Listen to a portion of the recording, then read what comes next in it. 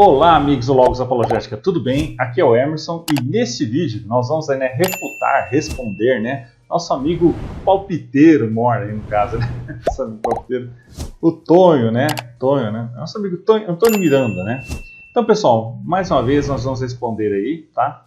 Desde já peço para que vocês inscrevam-se no meu canal, curtam e comentem o vídeo aí, tá bom, pessoal? Entre seus amigos para que fiquem melhor informados, tá bom, pessoal?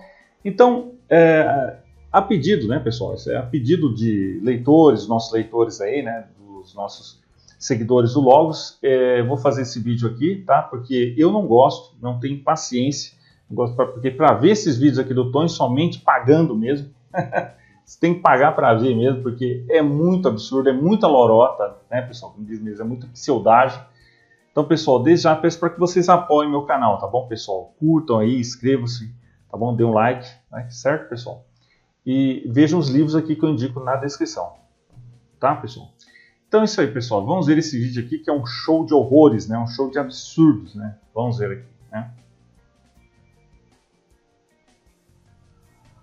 Assim que ele desce, ele vê o povo adorando o Deus antigo, o Elo, que era a versão touro, E aí ele quebra as tábuas dos 10 mandamentos e manda matar 3.000 homens. Você tinha falado antes que na própria Bíblia existem contradições, Explica pra gente como que funciona isso aí. Por exemplo. Explica nosso grande aqui, especialista, o doutor Tonho, vai falar, grande especialista aqui nessas questões, ele vai falar, realmente ele vai falar aqui sobre isso. Então vamos ver aqui que são contradições, o que são, Deus, ele diz que ele não se arrepende, Aí ele não é para que minta nem para que se arrependa, por exemplo. Aí em outro texto da Bíblia já diz que ele se arrependeu, Que ele se arrependeu de ter feito homem, se arrependeu de ter posto Saul como rei. E aí muita gente fala assim, não, ali é se arrepender no sentido de se entristecer. Então Deus tem sentimento, ele se entristece? Não entendi isso. Então, pessoal, já fiz uma notinha aqui, um esboço, notão, pessoal, porque esse vídeo aqui vai ser uma aula, tá bom, pessoal? Eu já peço para que vocês, que isso aqui vai ser, então já peço para que vocês vejam aí, tá bom, pessoal? Historicamente, El é um deus cananeu e, de fato, algumas culturas vizinhas de Israel o adoravam. Contudo, a Bíblia faz uma distinção clara entre Yahvé, o deus Israel, e outros deuses pagãos como El e Baal. O episódio do bezerro de ouro, Êxodo 32, foi uma violação direta da aliança com Yahvé, uma vez que os israelitas foram proibidos de fazer imagens esculpidas. A associação com o touro não se refere a um sincretismo com El, mas à adaptação de práticas de adoração a ídolos comuns no Egito e em Canaã. Então, bom, pessoal, então o que está dizendo aqui? Obviamente que a idolatria, que no caso foi uma violação, que no caso está falando sobre o pecado, o erro da idolatria do povo ali, não foi gratuito ali, Deus, castigou tudo, não. Foi a idolatria foi uma violação do primeiro mandamento, certo? O mandamento, não farás imagem de ídolos, tá? Ídolos no caso, e para adorar, tá? Então foi uma violação, e Deus na sua soberania pode julgar. Ele cometeu, porque tudo que nós vamos falar aqui, isso que o Tonho entende, a Bíblia fala de santidade, de separação do povo, era um contexto diferente. Então você não pode ler a Bíblia com o contexto atual, você tem que entender no seu devido contexto. Então Deus estava preservando o povo para a redenção, para a vinda do Messias. Então Deus está preservando. Então é isso, a purificação. Tá? Então sobre essa questão de arrependimento, de novo ele vai falar sobre isso. Pessoal, tudo isso que ele falou, que ele alega nesse vídeo aqui, simplista, que eu chamo de palpiteiro de YouTube, já foi respondido muitas vezes no Logos, no meu blog, no canal do YouTube também. Mas nós vamos falar aí, porque meu objetivo, pessoal, minha preocupação não é receio, minha preocupação não é com o palpiteiro aqui de YouTube, tá? Não é com esse palpiteiro aqui, mas sim com as alegações que ele fala que vai desinformar outras pessoas nesse sentido. Tá bom? Então vamos lá. O termo hebraico usado para arrependimento, naham, pode ser interpretado como sentir, pesar ou entristecer-se. Em textos teológicos, entende-se que esse tipo de linguagem antropomórfica é usado para ajudar o leitor a compreender as ações de Deus de forma mais acessível, sem que isso implique uma mudança literal no caráter divino. Deus é descrito como arrependendo-se em um sentido de tristeza ou pesar pelas ações humanas, não em um sentido de erro ou falha. Tá? Então não foi aqui, o plano de Deus falhou, temos que fazer um backup, que ele adora falar essas palavrinhas para agradar o público dele, Há um backup, Não, pessoal, o plano de Deus não falhou. Quem falhou foi suas alegações, Então, as escrituras frequentemente usam linguagem figurativa para expressar a relação entre Deus e a humanidade. Então, não é nada novo para Deus. Não é que Deus, aconteceu, nossa, Deus viu e se arrependeu. Não, pessoal, Deus já sabia. Mas mesmo assim, por amor à humanidade, ele permitiu. Só que Deus corrige. Ele deu possibilidades de salvação, ele providenciou uma saída. Tá? Então é preciso entender isso aí. Tá? Então aqui, o relato do dilúvio é visto em contexto teológico como um símbolo de renovação e um julgamento sobre a perversidade humana. Tá? Deus salva Noé, descrito como um homem justo, para iniciar uma nova aliança com a humanidade. Em termos teológicos, a continuidade do mal após o dilúvio ilustra a natureza humana e a necessidade de uma redenção final, algo que se cumpriria na teologia cristã através de Cristo. Essa continuidade do mal não contradiz a narrativa, mas apoia a visão bíblica sobre a inclinação do homem para o pecado. Tá? Vamos ver se ele vai falar aqui sobre isso.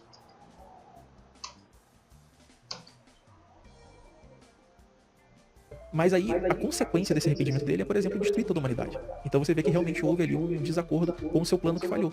Quer dizer, ele se arrependeu e com o próprio arrependimento dele, ele destruiu a humanidade, é isso? Destruiu a humanidade no dilúvio, por exemplo. Então, se o plano dele não tivesse falhado, qual seria o plano de um Deus perfeito, né? Criar a humanidade, botar ele no jardim e essa humanidade viver para sempre ali, não é isso? Então, esse plano foi alcançado? Esse objetivo foi cumprido? Não. Aí, ele se arrependeu de ter feito a humanidade e resolveu destruí-la. Só que ele faz um backup, né? Ele salva. Nossa, que ridículo. É muito simplismo isso, gente. É impressionante. O amigo aqui vendo aqui, nossa, ele está falando. Eu sou especialista falando, né, tudo.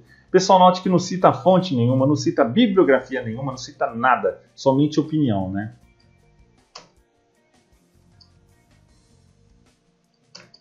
O jogo e coloca ali na família de Noé a continuação da humanidade. E o mal persiste. E depois ele descobre que a humanidade era má desde a meninice. Então por que ele botou todo mundo se ele já sabia que era má desde a meninice? Então são coisas que não fazem sentido. Como eu falei pra você, por exemplo, o Moisés ele desce do monte com os 10 mandamentos. Nos 10 mandamentos tá lá: não matarás ou não assassinarás, dependendo da sua posição de como você enxerga esse conceito. As tábuas dos 10 mandamentos e manda matar. Peraí, vamos voltar aqui. Como eu falei pra você, por exemplo. Mais um pouquinho. Né? Ele salva o jogo e...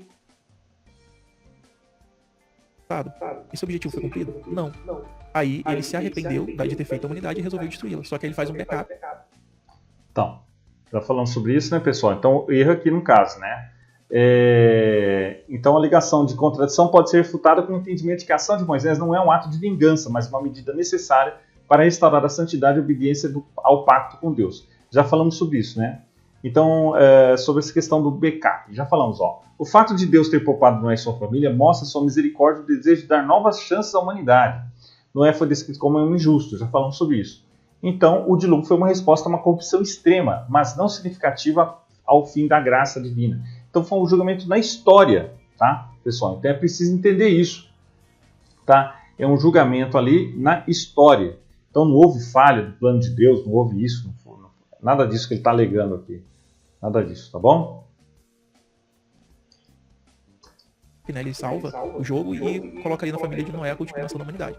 E o mal persiste. E depois ele descobre que a humanidade era má desde a meninice. Então por que ele matou todo mundo se ele já sabia que era má desde a meninice? Então são coisas que não fazem sentido. Como eu falei pra... Então, sobre essa ligação aqui, né? A ideia de que Deus não deveria ter destruído a humanidade no dilúvio porque sabia que ela era má desde a meninice, confunde a presciência de Deus com a inação. Deus, em sua justiça, age em resposta ao pecado, mas também em sua misericórdia oferece novas oportunidades. O dilúvio é uma demonstração de julgamento e renovação, não uma surpresa para Deus. Ele sabia da natureza humana, mas o dilúvio serve para sublinhar a necessidade do pecado e a necessidade de renovação. Na narrativa bíblica, o plano de Deus não foi frustrado, mas sim desenvolvido ao longo da história. A redenção da humanidade é progressiva e encontra-se o ápice em Cristo, que é considerado dentro da tradição cristã a solução definitiva para o problema do pecado. O dilúvio e outros eventos do Antigo Testamento são vistos como etapas na história da salvação, em que Deus lida com o pecado, mas continua a buscar a redenção da humanidade. Que eu falei, né? Então, o relato do dilúvio em Gênesis 6, 1 ao 7 descreve a razão do julgamento de Deus sobre a humanidade. Quando o mal se espalhou de forma imensa, Deus decidiu enviar o dilúvio para purificar a terra. A corrupção do coração humano foi tão profunda que, após o dilúvio, Deus afirmou que todas as inclinações do coração humano são más desde a infância. A razão do dilúvio pode ser interpretada de forma única, pois a maldade daquele tempo foi sem precedentes. Ou seja, aquele povo era extremamente mal também. Tá? Então precisa entender isso. Não foi tão simples assim, ele não gostou, vamos matar. Não é isso. Tá? Já vamos falar sobre os amalequitas, sobre os cananeus também, depois sobre essa outra questão. Tá? Além disso, as ações dos filhos de Deus e dos nefilins em Gênesis 6 sugerem uma maldade especialmente extrema. Alguns estudiosos acreditam que a descendência desses seres foi responsável por grande parte da corrupção humana. O dilúvio, então, pode ser uma resposta direta a essa maldade específica. Embora o dilúvio não tenha erradicado o pecado, ele serve como um aviso para o futuro.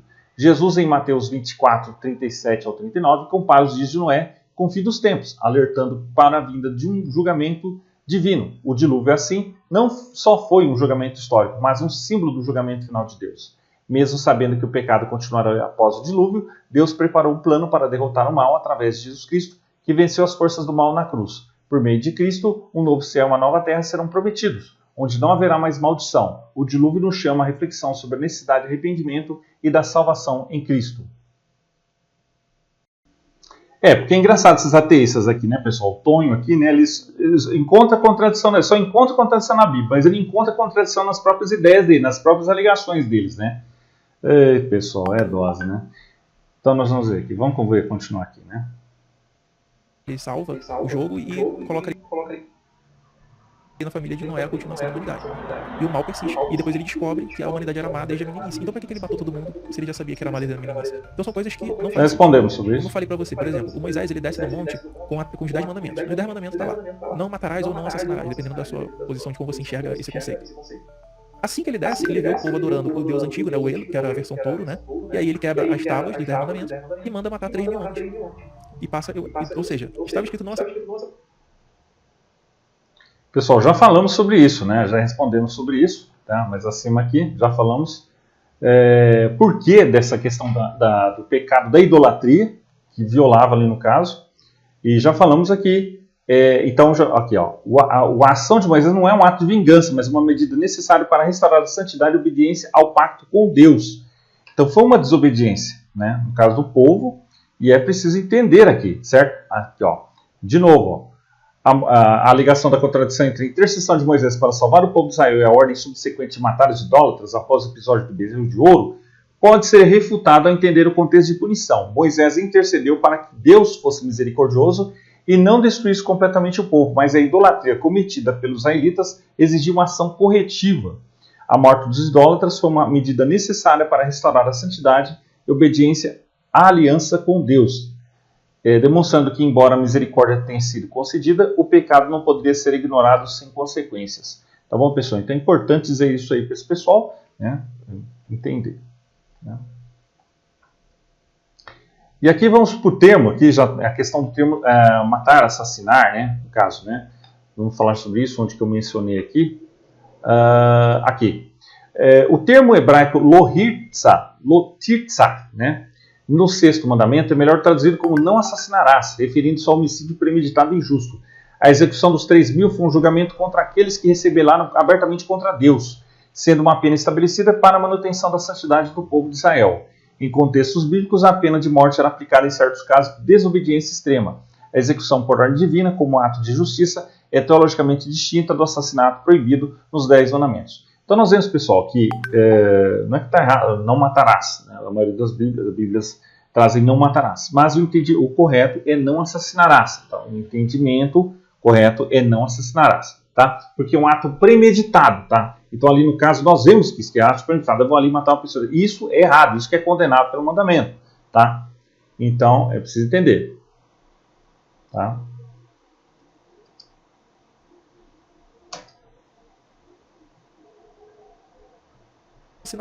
Mas esses homens estavam fazendo mal? Não, só estavam adorando a divindade do bezerro de ouro, que era a representação do touro Elo. Ai, tadinho. É claro, porque eles estavam violando o mandamento direto de Deus, que é a soberania de Deus, né, Tony? Não era simplesmente, nossa, é uma coisa inocente, eles estavam ali e tal. E aí ele manda matar, sendo que ele tinha acabado de convencer Deus a não matar o povo. Então isso é uma contradição. Ele acabou Já falei sobre isso. De convencer Deus antes de descer do monte para não assassinar o povo, não matar seu povo. Quando ele desce, ele manda matar o povo. Entende? Então são pensamentos contraditórios. Por exemplo... Não são contraditórios. 1 Samuel 15, do 1 ao 3, ele manda assassinar bebês recém-nascidos, crianças, mulheres e até animais. Animais que não fizeram absolutamente nada, como vingança. Perdão, no Velho Testamento? Isso. Para que não tenha, por exemplo, assim, misericórdia, piedade, porque eles fizeram com o povo israelita no deserto, né? Não, Tony, é uma contradição do seu pensamento, né? Já falamos que isso não é contradição, né? Porque é uma diferença bem clara, foi uma violação clara do mandamento divino, tá? Da justiça divina.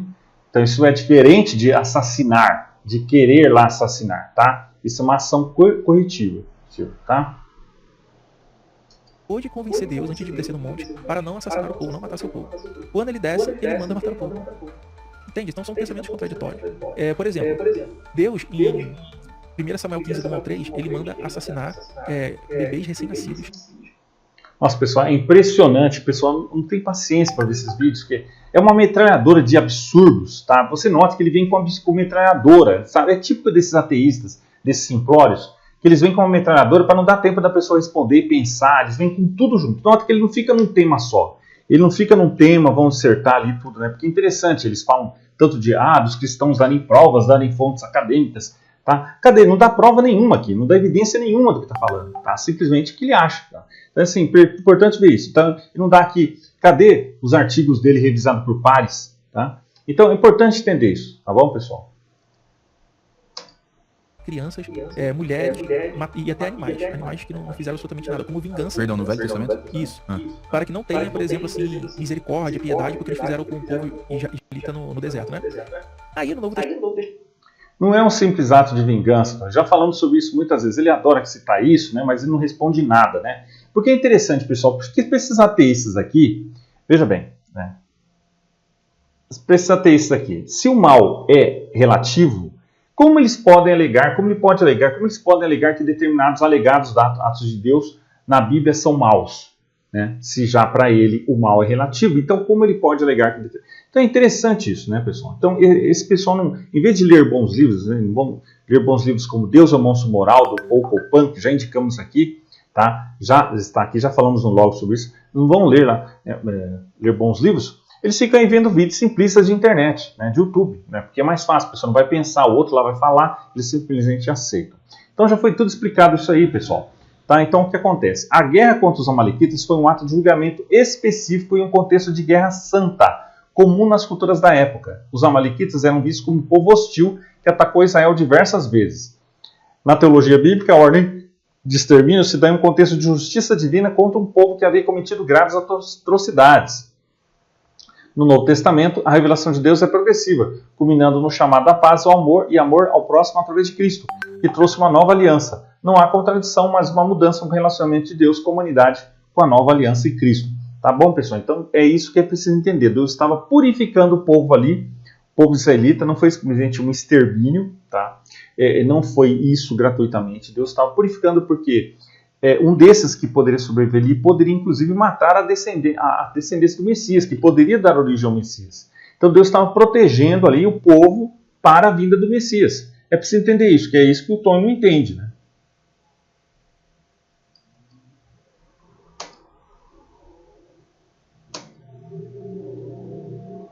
Testamento Jesus fala, ai daquele que toca na criancinha, ame o seu próximo, dê a outra face.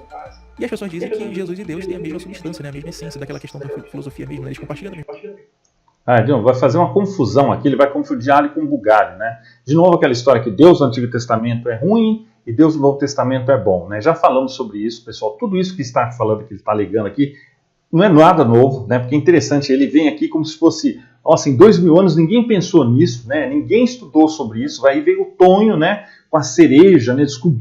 Tonho, né? Descobriu coisas que ninguém descobriu, né? Então é impressionante, é absurdo, né? Assim, então ver isso, pessoal. Né? Então, não, pessoal, ainda confunde a questão de substância.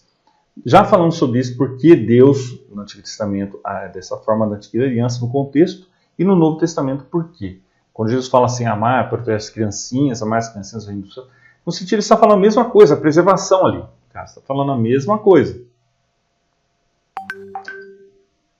Substância. Então, se eles têm a mesma substância, Jesus ele não pode ter um discurso que é contraditório de Deus. Como é que você tem um Deus que, por exemplo, mata os primogênitos do Egito, um Deus que manda em Josué, por exemplo? Deus mandou matar os primogênitos. Foi o próprio Faraó, pelas suas palavras, também que ia destruir isso. pelas suas próprias palavras veio, no caso aqui. Já explicamos sobre isso no Logos, tem artigo no Logos, tem vídeo no Logos. Então, pessoal, se o pessoal quiser se informar melhor, tá? Eu recomendo tudo isso, tá? Se você quiser se aprofundar, eu recomendo aqui o curso Combo Acadêmico em Teologia, da Universidade da Bíblia. O link oficial está aqui na descrição. Se você quer aprofundar nos seus estudos bíblicos, se você quer se tornar um especialista, eu recomendo aqui esse curso oficial. O site está aqui na descrição, tá bom, pessoal? Então, vamos ver mais aqui que estão mencionando. Condenar povos inteiros ao anátema, faz leis pró-escravidão, onde você pode... Opa, não, a Bíblia não endossa a escravidão.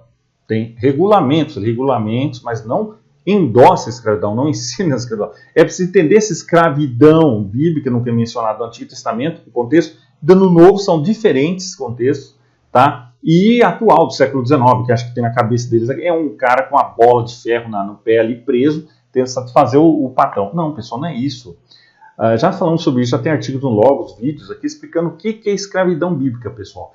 Resumindo, não tem nada a ver, era uma servidão no caso, recompensada, remunerada, coisa que nem outro povo tinha, os outros povos, o escravo era simplesmente um objeto, tá? Um objeto que você podia dispor como queria, fazer o que quisesse dele. Mas para os judeus, os israelitas, ali não, é diferente, eles tinham, os servos, os escravos, eles tinham direitos, tá? Inclusive o dono morrer, de herdar. Nenhum outro povo tinha isso, pessoal. Então isso demonstra também a singularidade da lei mosaica, a singularidade da Bíblia, que ao contrário do que o Tonho pode falar, que espernear, sim, a Bíblia, os valores da Bíblia sim, a Bíblia influenciou todo o Ocidente, né? Os valores da Bíblia, né? Influenciaram todo o Ocidente, né?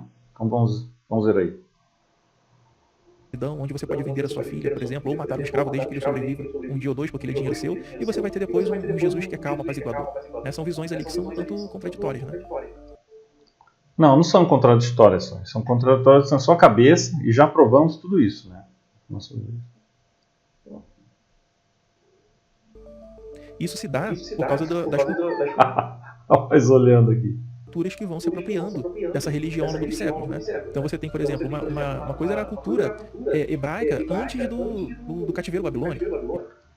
Agora vai falar sobre essa questão de influência, sobre essa questão de manipulação, porque o objetivo desse pessoal é isso, pessoal, é negar, né? É simplesmente falar alegações, dizer que a Bíblia foi manipulada, que a Bíblia foi alterada, tudo para colocar dúvida na sua cabeça de que a Bíblia não é confiável, né? Que é absurdo, né? Eles tinham culto a deusas, né? Tinham vários deuses cananitas, El, Baal, Xerá, e essas divindades eram Já falamos sobre tudo isso, né, pessoal? Sobre a questão de Deus, a Xerá, tudo, já foi respondido tudo. Eles viviam, obviamente, teve ali no caso uma fase de politeísmo, sim, mas evidentemente por isso que Deus proibia a idolatria, certo? Deus exigia essa exclusividade, não por ciúme, mas porque realmente é real, é realidade, né? Então, obviamente, já expliquei sobre essa questão do monoteísmo, politeísmo, já falamos sobre tudo isso, tá, pessoal? Então, se você quiser se aprofundar, tá tudo lá, tá?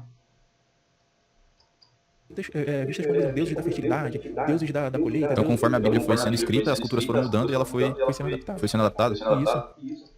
Não foi sendo adaptada, não é um simplismo desse, tá? Porque é impressionante, o rapaz aqui acredita tudo que ele está falando, né? Então, não é assim, pessoal. Tá? Houve sim um evento cultural, tá? Porque evidentemente que houve um contexto cultural ali, houve sim influências também culturais na Bíblia, mas a revelação continua, a revelação é correta. Tá? A Bíblia, há relatos realmente escandalosos, há relatos de que é coisa e tal, mas é preciso separar as coisas, separar isso dos relatos da revelação. Aí você vai ver, por exemplo, histórias que são duplicadas. Você vai ver, por exemplo, nas 10 pragas ali do Egito, na própria Arca de Noé, histórias que elas são repetidas. O próprio Saul e Davi, você vai ver que existem histórias que são duplas. Você vai estar lendo uma história de Davi, por exemplo, em que ele está com Jonatas. E o Saul tá bom, tá tranquilo com ele, por exemplo. Na outra história já é o contrário. O Saul já está com raiva de Davi e ele já está com sua esposa, né? Já não é mais o Jonatas. Então, essas duplicadas. Então vamos aqui para o esboço, né? Eu já respondi isso aqui também. Deixa eu ver se eu já tenho aqui. Contradições, já falamos sobre isso. Né? Aqui, ó, então, no Novo Testamento, com a vida de Jesus, traz uma revelação mais completa da natureza de Deus, onde ele se manifesta como pacificador e apaziguador, chamando ao amor, ao perdão e reconciliação. Nós vamos ver essa aqui está duplicada, isso aqui. A teoria documental, ou hipótese das fontes, tá bom, pessoal? Eu não concordo totalmente com isso, com essa teoria aqui, que é uma teoria, tá bom, pessoal, sobre a informação, mas já falamos sobre isso, já falamos no log, já falamos aqui em vídeo, tá? Mas é bom falar sobre isso, tá? Mas tudo bem, né? Sugere que a Torá pode ter sido composta por várias tradições, que pode explicar algumas variações nas histórias. Contudo, essas repetições não implicam contradições, mas enriquecem a narrativa e reforçam temas centrais. A composição final da Bíblia foi cuidadosamente estruturada e os estudiosos argumentam que a repetição de histórias serve para enfatizar pontos teológicos específicos, além de refletir as complexidades e riquezas da tradição oral antes da compilação escrita, porque, né, primeiro a tradição oral, depois a tradição escrita. A ligação de duplicidade de histórias da Bíblia, como as dos eventos das 10 pragas do Egito, o arco de Noé, pode ser explicada pela natureza da transmissão e compilação dos textos sagrados ao longo do tempo. Muitas dessas histórias não são contraditórias, mas refletem diferentes perspectivas ou ênfase de autores que viviam em contextos históricos e culturais diversos. Esses relatos, com variações de detalhes ou enfoques, podem ser o resultado de diferentes tradições orais ou fontes utilizadas para compilar o texto bíblico. A ideia de duplicidade não é uma contradição, mas uma forma do texto mostrar a riqueza e complexidade da experiência de Deus com seu povo ao longo do tempo. Tá? Além disso, a questão das contradições percebidas deve ser entendida à luz do processo de transmissão dos textos bíblicos. Antes da emissão da impressão, os manuscritos eram copiados a mão em rolos. Então já falamos sobre isso, tá bom, pessoal? Então vamos ver aqui. Né? Cartas que a gente vai vendo na Bíblia evidenciam que existiam textos em contextos diferentes. E esses textos em contextos diferentes, em épocas diferentes, de outros autores, quando eles foram juntados no livro, porque você tem que pensar por que as pessoas não entendem por que tem contradição na Bíblia. Isso que eu ia te perguntar, por que tem contradição? Porque isso é...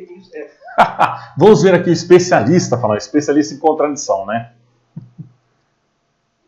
Que antigamente era rolos, né? Você escrevia no rolo numa comunidade, em outra comunidade outro rolo. E não tinha impressora, a Gutenberg ainda não tinha inventado a imprensa. Quer dizer, não era no formato de livro assim, né? Não era. Então assim, essas coisas eram escritas de forma separada. Interessante que aqui você já emenda tudo, né, pessoal? Fala uma salada só, né? Emenda o Antigo Testamento, o Novo, já vai falar de coisa aqui. Então, uma mistureba, né, pessoal? Uma salada, né? Então, conforme foi se inventando o códice, né, que era tentar reunir o livro, e conforme se inventou a imprensa, essas questões de diferentes tipos textuais foi sendo minimizada com o tempo. Nossa, note, pessoal, que não cita fonte nenhuma, só cita coisa da cabeça, da opinião, tá? Não cita fonte nenhuma, né? Mas naquela época, você poderia vir fazer uma intervenção e aquela cópia iria prosseguir. É meio que um processo evolutivo. Mas aí por que... É típico desse pessoal, evolutivo, né? Evolutivo não, tem manipulação ali, evolutivo. Sabe? Então você vê que eles tiram todo esse evento. Então, não, pessoal, não foi tão simples assim, tá? É preciso ele tenta dizer que está contradição, não tem contradição nenhuma, tá? O cara que está entrevistando. E no processo de canonização, né? Que foi o processo que eles... Como o Sabino lá falou, eles selecionaram quais desses papiros aí iriam para a Bíblia, né? Por que nesse processo eles colocaram as contradições? Porque acontece dessa forma, cara. Você tem que entender que naquela época, muitas das... Boa pergunta, porque se a Bíblia fosse simplesmente inventada uma invenção humana, só ia ter as partes bonitinhas, né? Mas não, a Bíblia vai de encontro, né? De encontro às vontades humanas, às questões humanas. Então, por isso que é odiado por os ateus. Então, por isso nesse sentido. Então nós vemos nesse sentido que é algo divino, porque tem um valor também. Tem questões ali humanas, as leis mosaicas, a lei do contexto, mas tem também valores divinos, separados. É preciso entender os valores imanentes e transcendentes, ali no caso. É preciso entender tudo isso, tá? Mas o povo não entende isso, né? Para ele é simplesmente manipulação, contradição, alteração, essas palavras favoritas, né? Então olha esse absurdo, né? Então a pessoa não entende. Então aqui ele está falando vai falar sobre o cânon, olha só, vai chegar no caso. Pessoas não sabiam mal assinar o próprio nome. Mas pegavam... Aí está falando de novo mistureba, né? Possivelmente está falando aqui sobre o Novo Testamento. A gente faz uma mistureba aqui sobre o Antigo e o Novo, tá? Vamos ver. De novo essa questão de analfabetismo, vamos ver. O texto ali ficavam copiando assim de olho, né? Copiando assim de olho. Então muitas vezes... Caramba, o cara que transcrevia a Bíblia. Caramba! Eu digo, caramba! Sabedoria dele aqui. Ele não sabia o que estava ali. Muitas das vezes não. Olha que absurdo, pessoal. É impressionante as alegações do cara e o cara acreditando, né? Nossa, ele tá falando, vou acreditar em tudo que ele tá falando, né? Não cita fonte nenhuma, não cita prova nenhuma. Pessoal, o que é isso? Olha que absurdo. Né? Olha lá, os tradutores, os 72 tradutores da Septuaginta eram sábios. Então, que negócio é esse que não sabiam o que estavam fazendo? Você viu o cara que estava copiando. O que é isso, meu amigo? Que o cara, que não era o cara que estava copiando, eram sábios, eram copistas extremamente profissionais. Tá? Então não tem esse negócio de manipulação, adulteração, coloca. Não. O que é isso, né, pessoal? Que absurdo. Isso conta, por exemplo, aqui um autor, né, que é o Bart Ehrman. Bart Ehrman, né? Eu gostei do Bart Ehrman. Que é Ehrman, meu? Postar Ehrman. De novo, o Tonho vai citar o autor preferido dele, o queridinho, né? Eu acho que é o único que ele cita, né? Porque esse público dele não lê coisa nenhuma, só fica vendo o vídeo ali desinformado dele no YouTube, né? Então vai citar o Bart Ehrman. Vamos ver aqui. Caceta, né? Peguei o livro dele. Pensei que era mas enfim. O Bart Ehrman, por exemplo, ele conta, né? O que Jesus falou, o que Jesus não falou do seu livro. E ele mostra. Que já respondi ponto por ponto desse livro e outros acadêmicos também, né? Com fontes acadêmicas, já no Logos, no blog e no canal no YouTube. Já respondi tudo isso, né? Mas o pessoal fica falando isso.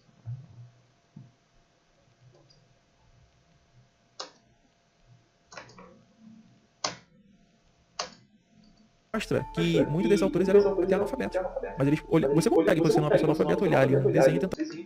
De novo, essa questão do analfabeto. Já respondemos isso aí, pessoal. Não eram analfabetos. Vamos falar sobre essa questão aí direitinho. Entender. Eram alguns, no caso, tinham uma questão de instrução. O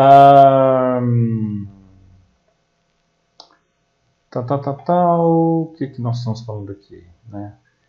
A alegação de Bart Ehrman de que alguns autores do Novo Testamento eram analfabetos pode ser refutada com base no contexto histórico e nas evidências de alfabetização da época.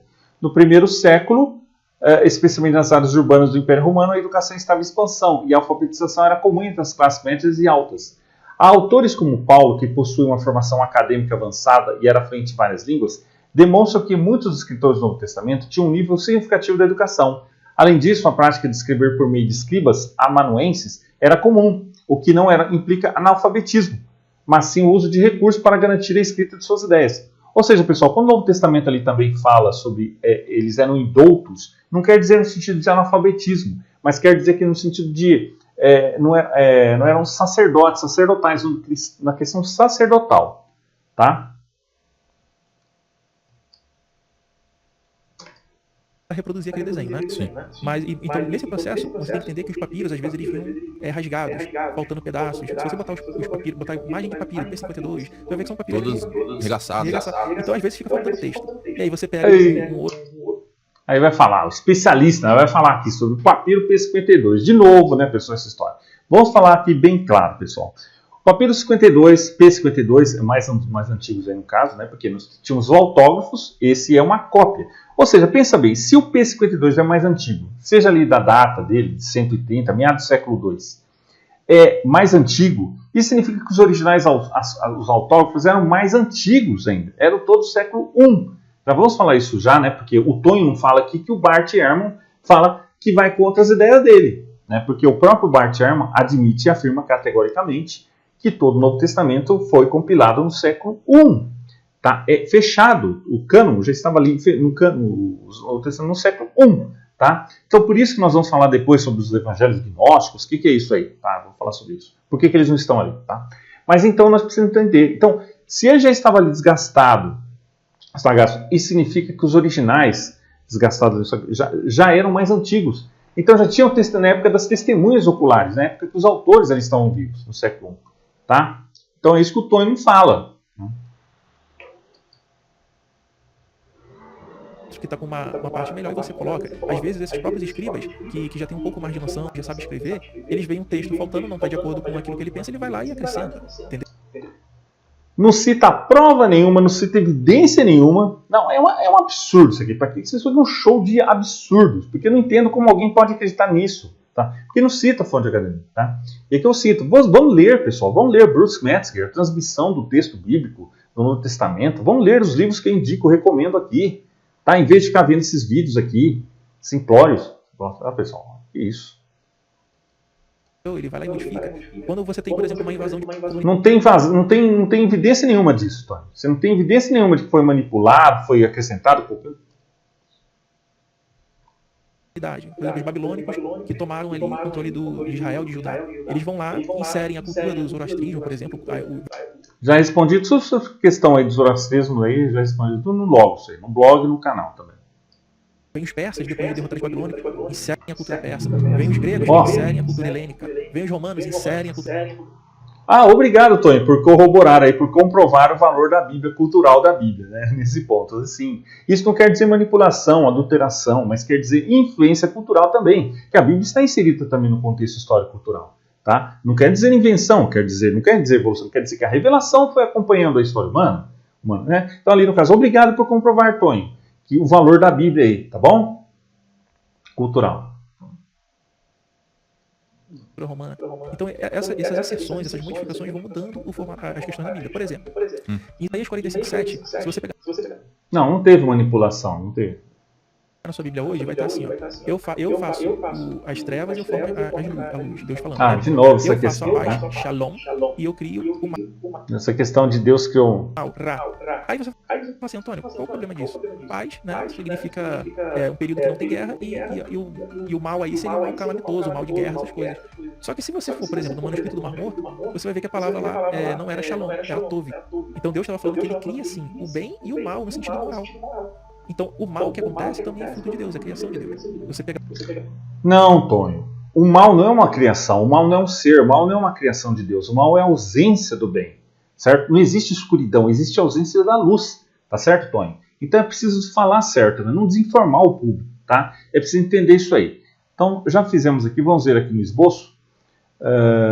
Já falamos sobre essa questão do mal, onde que eu estou aqui no caso, né? Porque é preciso entender isso aí corretamente, pessoal. Porque, certo? Aqui, ó. Deus criou o mal. Sobre Isaías 45:7, a tradução de mal. A alegação de que o termo mal em Isaías 45:7 foi uma manipulação da cultura persa, alterando o significado do mal, de calamidade para algo moralmente negativo, não é fundamentada, tá? Porque a maioria das traduções colocam como calamidade. Deus cria calamidade. Não é um mal moral, tá, pessoal? O texto hebraico original de Isaías 45:7 usa a palavra ra, que pode significar tanto calamidade como mal moral, dependendo do contexto. Em várias passagens do Antigo Testamento, Deus é descrito como aquele que cria tanta prosperidade como adversidade. A tradução de mal como calamidade ou julgamento divino é consistente com o uso bíblico de ra e não se deve unicamente a influências culturais externas. Tá? Então, o que acontece? Olha aqui que interessante. A alegação do Antônio Miranda sobre a palavra mal com base no manuscrito Mar Morto deve ser analisada com cautela. Embora seja verdade que os manuscritos Mar Morto, especialmente Códice de Isaías, sejam fontes fundamentais para a pesquisa textual, a interpretação do termo hebraico ra, usado em Isaías 45:7, como mal moral ou calamidade, não deve ser vista como uma alteração cultural da época. Nos manuscritos Mar Morto, o termo ra é consistente com o uso tradicional encontrado no texto massorético. E ele não significa apenas mal moral, mas também calamidade ou desgraça, dependendo do contexto. A palavra ra tem uma gama de significados, incluindo maldade, tragédia, adversidade e desgraça, e pode ser usada para descrever tanto eventos naturais como ações morais.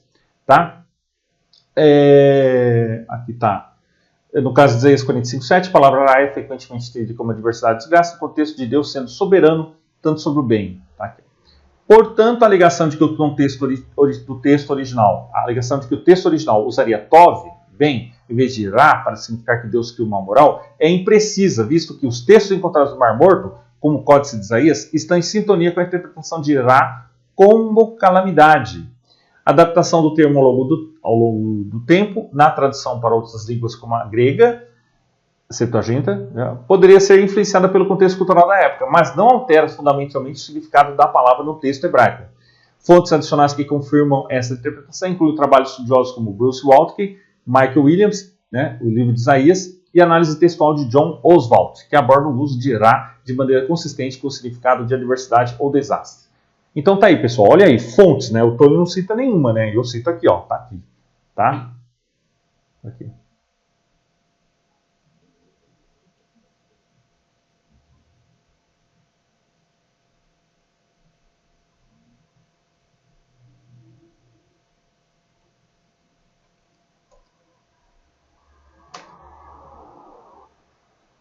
Os textos mais antigos.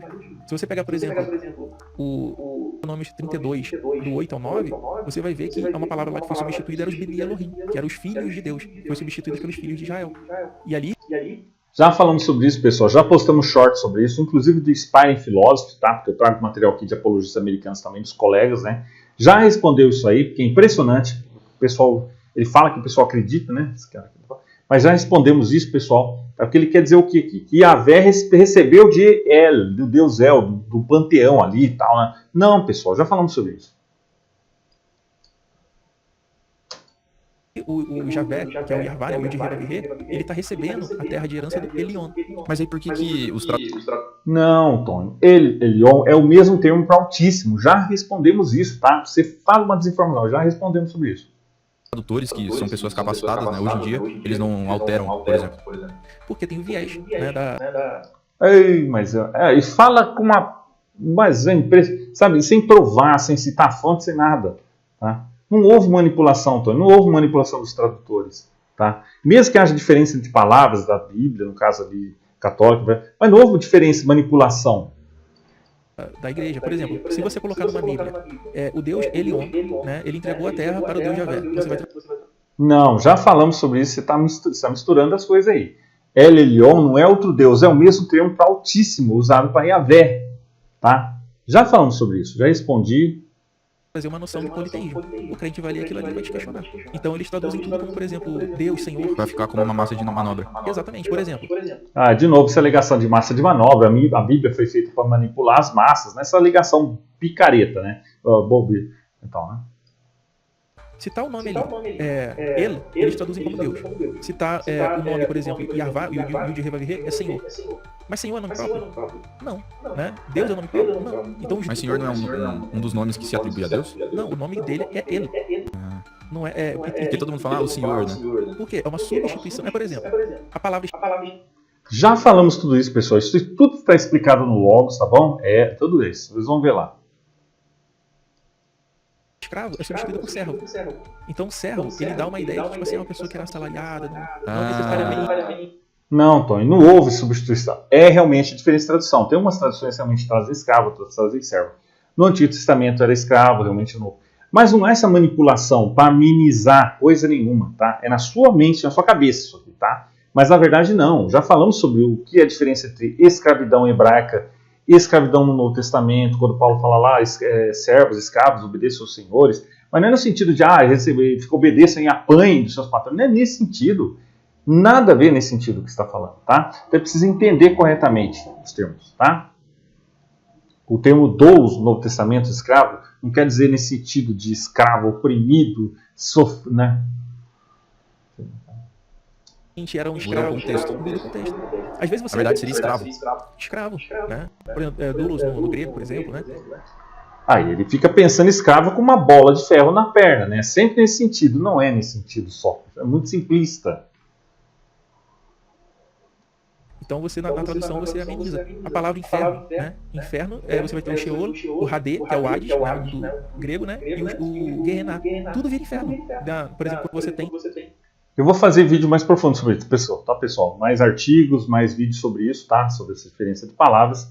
Há diferença de interpretações teológicas em algumas, né, comunidades, mas o sentido é único, é o mesmo na Bíblia, tá? Apesar das diferenças. Mas nós vamos falar sobre isso. A tradução de São Jerônimo da Vulgata Latina. O termo Lúcifer. Lúcifer hoje em dia é uma entidade, sendo que era a referência de estrela da manhã para a queda do... Sim, Lúcifer significa portador da luz. Não é um nome necessariamente de Satanás, do diabo. É o portador da luz. Rei da Babilônia. Então, até o próprio Jesus é chamado de Lúcifer na Vulgata Latina. Sim, Lúcifer não é um nome ruim, significa o portador da luz, Lúcifer, né, no caso, né? Não é o nome de Ra-Satã, nome de Satã, não é. Esse é o nome, o adversário. O nome Lúcifer não é o portador da luz. Se eu não me engano, em 1 Pedro, se eu não estou enganado, tá? Não estou lembrado de cabeça direito. Então você observa que existem coisas ali que a tradução, ela vira uma mentira, né? Nossa, que absurdo. Olha a audácia desse sujeito. Falar uma mentira. Fala com um absurdo isso aqui. É um absurdo esse vídeo, tá? Total, pessoal. Tem, né? Que isso. Pessoal, não teve erro de tradução, não teve manipulação, é diferente de tradução, mas isso não tira o valor da Bíblia. A crítica textual sabe disso. Cria uma mentira e essa mentira se torna verdade. E aí, conforme os anos... Conforme mentira que eu sei essas alegações, né? De que a Bíblia tem mentiras e contradições, que Jesus não existiu, que a matéria é eterna, que o universo se criou sozinho, né? Isso né? Dita 1000 vezes se torna uma mentira.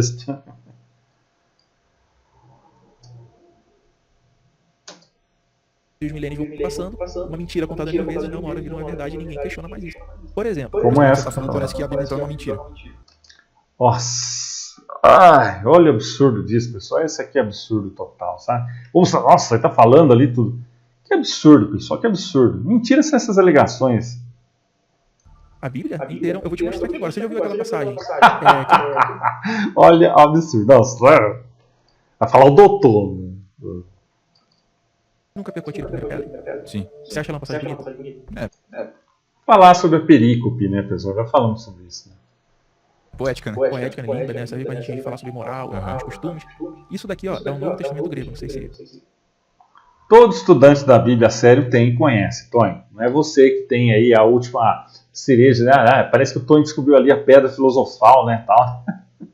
Tá pegando aí na câmera, deixa eu botar aqui. Novo Testamento grego. Pegou foco? Tá, enfim. Tá, Novo Testamento grego. Aí o que acontece? Essa passagem, quando a gente vai pegar ela por completo, vou mostrar aqui para as pessoas.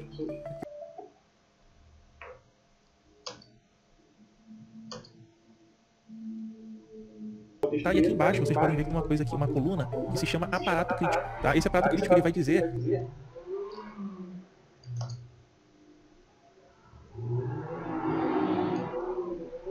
Sabe ler em grego, então? Se eu parar aqui... Todo estudante sério sabe disso, né? Todo estudante sério sabe. Vamos ver, Miguel. Conseguiria ler alguma coisa pra você, por exemplo, assim, ó. Cai, né?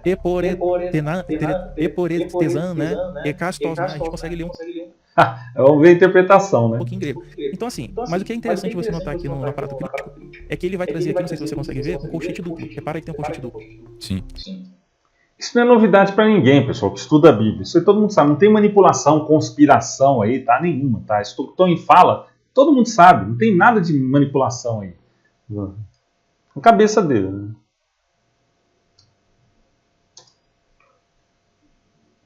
Esse colchete duplo em crítica textual, ele vai dizer que todo aquele conteúdo ele foi acrescido. Ele não pertencia ao material dos manuscritos mais antigos, dos códices mais antigos. Então vai ter uma alta probabilidade dele ser uma inserção posterior lá do século V ou de séculos posteriores, né? Não, Tony, é uma perícope, tá? Vai estudar sobre isso, tá? Vai estudar. É melhor estudar que falar palpitagem, ter palpite aí, né? Em vídeo, né?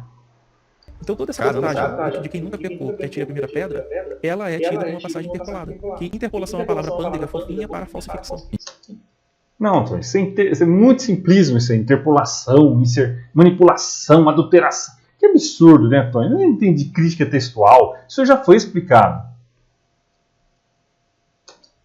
Então essa frase aí, que nunca pecou, atire a primeira pedra, tá dentro desses colchetes, que quer dizer que foi acrescentada depois da canonização da Bíblia, que por si só foi...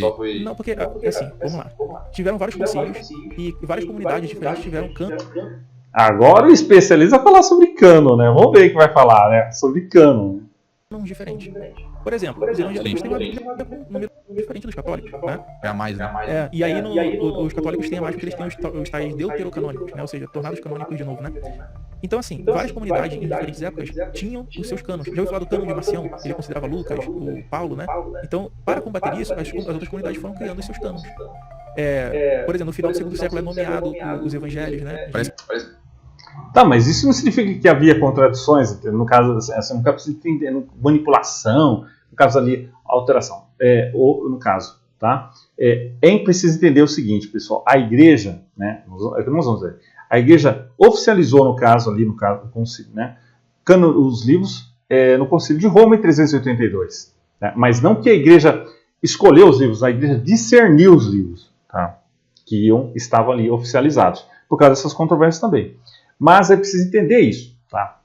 Não foi uma questão política, não foi uma manipulação, não, foi uma questão real, revelação também, mas é preciso entender, todos os livros do Novo Testamento já estavam ali, os canonizados, já estava ali no século I, tá? Por quê? É isso que nós vamos ver. Por que os evangelhos apócrifos não entraram? Porque eles foram escritos no século II em diante, tá? Por isso que eles não entraram no cânon, tá? Então eles tinham ali histórias lendárias, foram escritos, não sabiam quem eram os autores. E já no Novo Testamento todo mundo sabe os autores, sabia os autores, né? E cada sociedade criou seu cânon baseado na cultura ali e talvez para obter um certo poder. De novo. Olha que explica coisa simplista, né, pessoal? Não foi isso. Não tem nada a ver isso aí, cara. Eles foram ali, no caso, tinham livros disputados, sim, nós já falamos sobre isso, mas eles no final acabaram. Todo o concílio de Roma oficializou. Então nós já falamos sobre isso. Porque os concílios não inventaram nada. Já falamos sobre isso. Porque o Tonho aqui é o mesmo, né? Nós vamos falar sobre isso. Exato, para passar a sua visão. O Tonho aqui é o mesmo que falou uma vez lá que Eusébio, Constantino cobriu Eusébio, né, de coletar uns livros lá, e Constantino que teve a ver com a Bíblia, com o Novo Testamento. Nada disso, pessoal, nada a ver isso aí, tá? Constantino não teve nada a ver com o cânon bíblico. O Concílio de Nicéia, por exemplo, não teve nada a ver com o cânon bíblico, teve a ver com a disputa, com a questão trinitariana, com a questão da divindade de Jesus. É outra coisa, tá bom, pessoal? Então, nada disso, tá bom? E os que não tinham aquela visão eram chamados de hereges. E aí o que você tem que pensar é o seguinte, o Apocalipse... Não, Tony, é simplesmente porque os hereges tinham visões heterodoxas toda essa linha teológica já estava definida no século I. Tá? Os hereges vinham do século II em diante. Tá? João, no capítulo, já começa a responder isso aí. Tá? É um livro famosíssimo que causa traumas psicológicos nas pessoas até hoje. Se você pegar alguns códices antigos, do século IV, por exemplo, não consta o livro do Apocalipse. Em outros, ali já... Porque o Tonho, já refutei esse do Tonho aí, né? Que o Tonho falou lá que a ressurreição de Jesus pode ser desmentida porque é mencionada só na parte do final longo de Marcos, Marcos capítulo 16, dos 9 ao 20. Então, já respondi sobre isso, sendo que a ressurreição de Jesus é mencionada antes nos versículos que ninguém entra em disputa, né? Que já ali, já a ressurreição já é mencionada, versículo 8, antes dessa questão, do versículo da parte longa, e eu concordo com a parte longa, isso aí é outra questão, tá? Mas é importante entender isso aí, tá? Século V já consta no Apocalipse. E aí, o Apocalipse será canônico ou não era? Foi inserido depois ou não? Aí os estudiosos têm que avaliar essas questões. E aí criam todo o debate, né, nas comunidades que pautam esses estudos, só que, como hoje já foi reproduzido bilhões de cópias de Bíblia, o Apocalipse é aceito na comunidade cristã em geral, ninguém mais vai questionar que o Apocalipse não é um cânon, por exemplo. Agora, existiam coisas que estavam no cânon que não estão mais hoje. Por exemplo, a Epístola de Clemente já foi...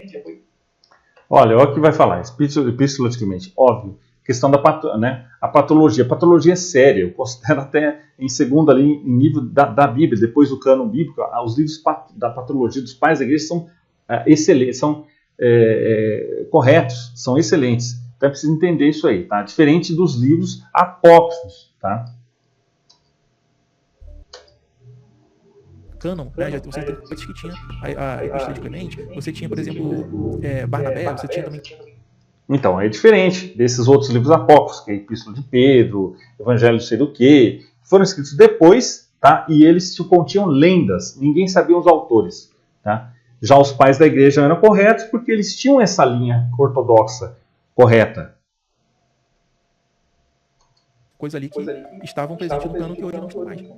Então, é Deus que está inspirando as pessoas? Uma hora Deus inspira que está no cânon e é válido, outra hora não? Fica meio confusa essa questão. Então não é inspiração.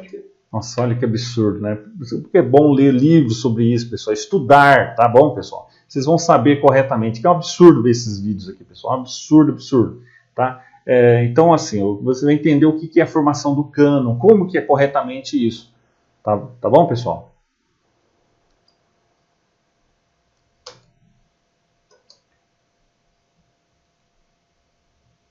Divina, são conceitos políticos humanos que vão introduzir na Bíblia suas perspectivas políticas, tá?